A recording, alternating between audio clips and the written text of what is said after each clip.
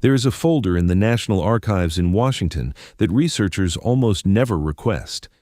It sits in a collection of administrative records from a federal land acquisition program that operated in the early 1930s. The folder is thin. It contains a single handwritten note on government letterhead. The note is dated March of 1933. It reads, "Relocation complete, former residents dispersed, no forwarding addresses on file."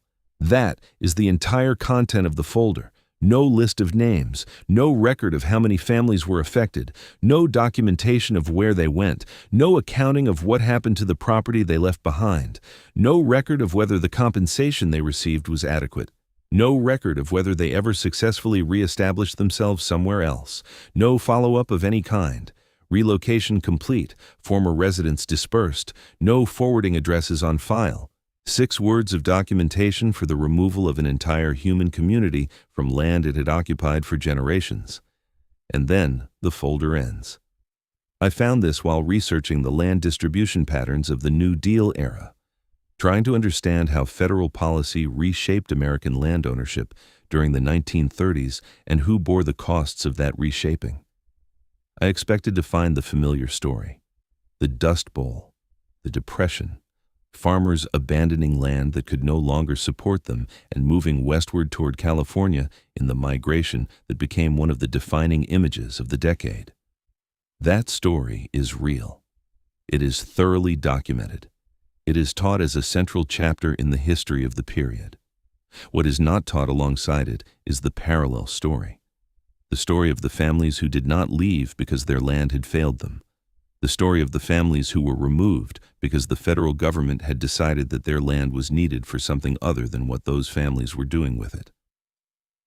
The story of the 50,000 families, a conservative estimate drawn from the incomplete records that survive, who were displaced from land they legally owned through a combination of federal condemnation proceedings, reservoir construction projects, national park expansions, and military installation developments that accelerated dramatically during the New Deal period and the years immediately preceding American entry into the Second World War.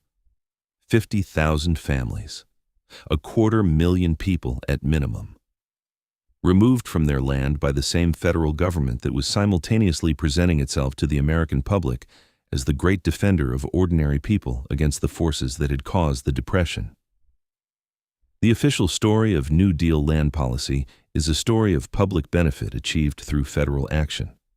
The Tennessee Valley Authority built dams that brought electricity and flood control to one of the most economically underdeveloped regions in the country.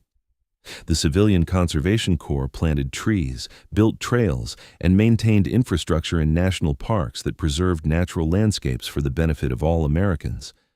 The Resettlement Administration helped struggling farm families relocate from land that could no longer support them to more productive agricultural settings. These were genuine benefits. The programs produced real improvements in the lives of real people. The official story is not wrong in what it includes. What it does not include is what those programs cost, not in dollars, in people, in families, in communities that had been functioning for 150 years and that ceased to exist because a federal agency had decided that the land they occupied was needed for a reservoir or a park or a military training range. The Tennessee Valley Authority began construction on Norris Dam in 1933. The dam was designed to create Norris Lake, a reservoir that would cover approximately 34,000 acres in the mountains of Upper East Tennessee. Those 34,000 acres were not empty wilderness waiting to be put to use. They contained communities that had been continuously settled since the late 18th century, farms that had been in the same families for 5, 6, 7 generations, churches whose congregations had worshipped in the same buildings for over a century, cemeteries containing the graves of families who had cleared and farmed and built on this land before Tennessee was a state. The TVA acquired this land through the legal mechanism of eminent domain. The federal government has the constitutional authority to take private property for public use, provided that the owner receives fair compensation. The TVA exercised that authority. More than 3,500 families were displaced by the Norris Lake project alone. Each one received a payment based on a federal appraisal of their land's value as agricultural property. Each one signed transfer documents. Each one legally relinquished their claim. What the compensation covered was the assessed value of the land.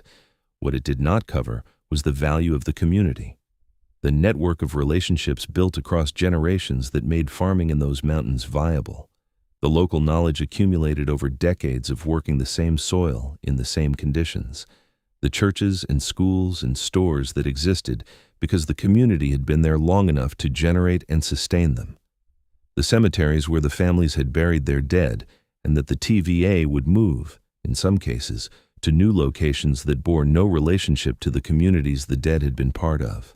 The TVA's own internal records acknowledge that many displaced families experienced significant difficulty re-establishing themselves after relocation. The language the records use is careful and institutional. Adjustment difficulties, challenges in the resettlement period, below expected productivity in the initial years following displacement. What those phrases describe, translated out of administrative language, is the destruction of communities that had worked because they were communities, because the people in them knew each other and the land they farmed and the conditions they were operating in, and the replacement of those communities with individual families dropped into unfamiliar territory without the social infrastructure that had made their original communities function. Now, here is where it gets strange. The TVA was not conducting this operation alone. It was one of multiple federal agencies simultaneously removing families from land they owned across the country during the same period. The National Park Service was expanding its holdings throughout the 1930s. The expansion of Shenandoah National Park in Virginia required the removal of approximately 500 families from the Blue Ridge Mountains, families who had been farming those mountains for generations, who had not chosen to leave, who were required to leave because the federal government had decided that the land they occupied should be a park. The Great Smoky Mountains National Park, established in 1934, displaced several thousand families from land on both the Tennessee and North Carolina sides of the mountains. The Army was expanding its training facilities in anticipation of a war that American military planners could see approaching even before it officially arrived. Fort Bragg in North Carolina grew dramatically in the late 1930s, requiring the condemnation of farming communities in Cumberland and Hoke counties. The Desert Training Center in California displaced families from homesteaded land that had been occupied and farmed for decades. Aberdeen. Proving Ground in Maryland expanded its boundaries repeatedly during this period, each expansion requiring the condemnation and removal of settled communities that had developed in the surrounding area. The Army Corps of Engineers was building flood control reservoirs across the country. Each reservoir required the condemnation of the watershed it would flood. Each watershed had been somebody's home, and each of these programs operated simultaneously, using legally valid condemnation authority, affecting families who had legal title to their land and producing the same result in the documentary record. Nothing, or as close to nothing as the administrative procedures of the period allowed. This is the detail that stopped me when I began to understand the full scope of what had happened, not the displacement itself. The displacement was documented in the condemnation proceedings, the names were in the records, the acreage was recorded, the compensation payments were logged. What was not documented was what happened after the papers were signed. The TVA maintained meticulous records of every property it condemned. It did not maintain any systematic record of where the former owners of those properties went after the transfer was completed. The Resettlement Administration, which had been created specifically to help displaced agricultural families find new land and reestablish themselves, maintained records of the families it served. It did not maintain records of the families who fell outside its geographic service area, or who declined its assistance, or who simply dispersed into the general population without accessing any federal program designed to help them. And no agency, not the TVA, not the National Park Service, not the Army, not the Army Corps of Engineers, was responsible for tracking the aggregate impact of all these simultaneous displacement programs, for adding up the total number of families removed from their land by federal action during the decade, for assessing whether the cumulative displacement of those families had produced outcomes that were consistent with the stated values of the New Deal programs that authorized it. The government knew how many acres it was taking. It did not know, or did not choose to track, What happened to the people it was displacing from those acres? The 1940 census captured some of them. Families that had been farming in East Tennessee in 1930 appeared 10 years later in the industrial cities of Ohio and Michigan. Families that had been removed from the Blue Ridge appeared in the mill towns of the Carolinas. The census documented where they were in 1940. It did not document where they had been in 1930. It did not document the connection between the displacement and the destination. That connection has had to be reconstructed by researchers working backward from fragmentary evidence across multiple archives, matching names in condemnation records against census entries in destination communities, finding family histories in oral accounts collected decades after the events they describe, piecing together, one family at a time, a story that the administrative record was never organized to tell as a whole. Most of those connections have never been made. Most of the 50,000 families that the available evidence suggests were displaced by federal land acquisition programs during the 1930s exist in the historical record as names on condemnation documents followed by nothing. The land they owned is now underwater, or inside a national park boundary where the public is welcome to hike and camp without knowing that families once farmed the ground beneath their boots, or on a military installation where the families that once occupied it are not mentioned in any publicly available historical account of the base's development.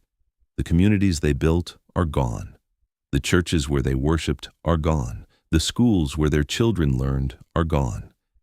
In many cases, the cemeteries where their ancestors were buried were moved to new locations. Families notified by mail sent to addresses that were already vacated. Letters that arrived after the families had left. That went to the dead letter office, that were burned as the law required. 50,000 families, 250,000 people at minimum, removed from their land by the federal government during the decade when that government was loudest in its claims to be the protector of ordinary Americans against forces they could not control. The note in that folder in the National Archives reads, "Relocation complete, former residents dispersed, no forwarding addresses on file."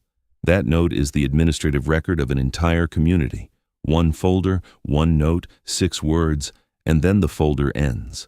The reservoir that covers where they lived is on the map. The park that replaced where they farmed is on the map. The military base that was built on their land is on the map. Their community is not. Their names are in the condemnation records. Their destinations are not.